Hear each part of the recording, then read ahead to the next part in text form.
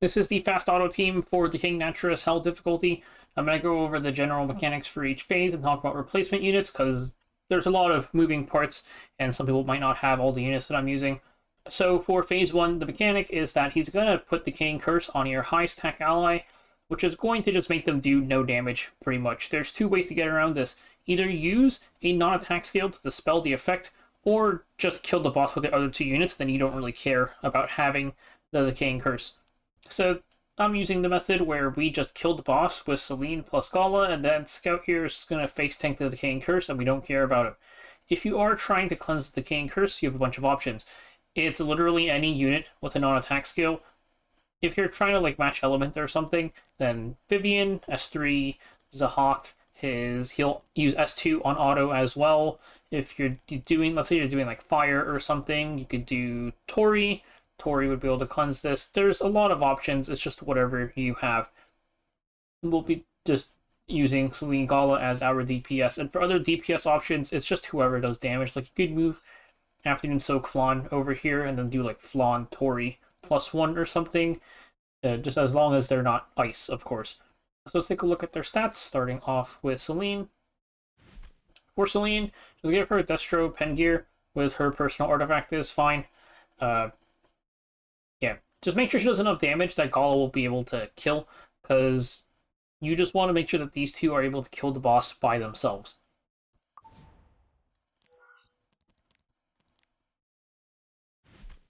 Here's Gala, Destro Torrent Gear with Daydream Joker, and I mentioned that the Decaying Curse goes on the ally with the highest attack, so make sure that your Gala's attack isn't absurdly high, such that she tanks the Decaying Curse. For her speed, about high 160s, 170 is probably fine. You just want to make sure that you outspeed the little trees, because the little trees will heal the boss.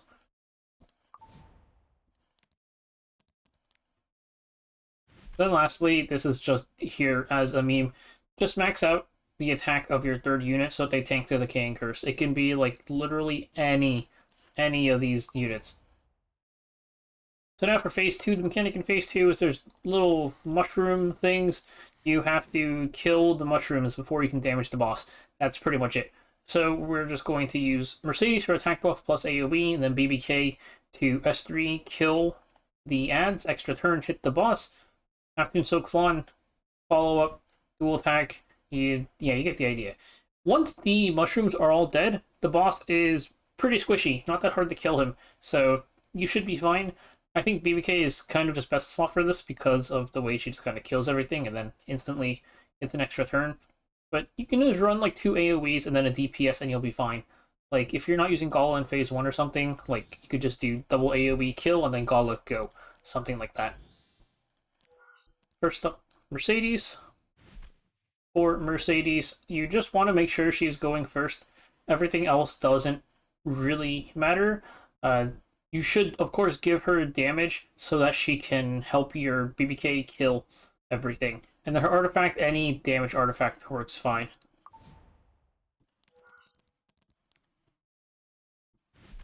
Next up is Bloodblade Karin. Make sure that she is slower than Mercedes, and you do want a bit of speed on her. I think you want her to go before the mushrooms do. And then we're just going to give her symbol just for the damage on the mushrooms. And yeah, pretty much just give her a bunch of damage afterwards. And then Afternoon Soak Flan. For Afternoon Soak Flan, you can just make her slow, Destro plus Pen Gear, and then Daydream Joker, and you're good to go. Lastly is phase 3. All you need for phase 3 is you need to make sure that you debuff the boss a ton, and then you're good to go. That's pretty much it. So we're using Iseria, because Iseria can Death Break, plus Unbuffable, plus Target, and then you want to follow up debuff her, I would say. You can use Carrot, is the more accessible one. I think Suthin is better, because he applies 3 debuffs. The cap of how much you can reduce is, or how much debuffs you need is 6. You don't need 6 to kill, 3 kills. But we're just using her as an additional debuffer just in case.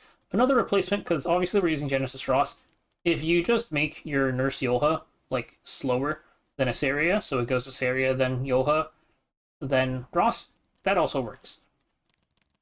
But let's go ahead and, alright, of course Genesis Ross here is at the DPS. It's a single unit, his S3 is going to do 1 billion damage. So first up is Iseria. I just gave her random speed effectiveness here. She doesn't have to be this fast as long as she's... Well, she doesn't even have to go first. She just has to go before Ross. And then Song of Stars for target.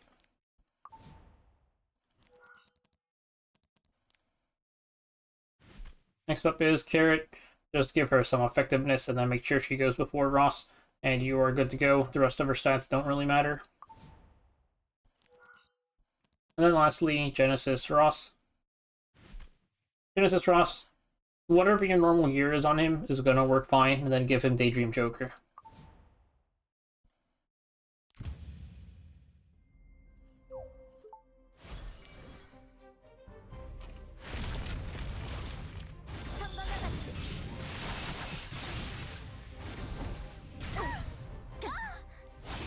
좋은 말로 할 때 들어야지. 이젠 후회도 늦었어. 내 손을 더럽힌다는 거 영광으로 알거라.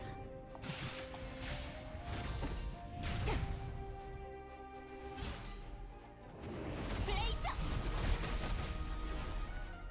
다 베어버릴 수밖에. 위험하다. 소용없어요. 이미 다 적은 물고기인걸요? We landed the Death Break here. That's, like, of course RNG. I'm not going to bother redoing it, but, like, the BBK S1 into the Flan duel would have killed the boss anyways.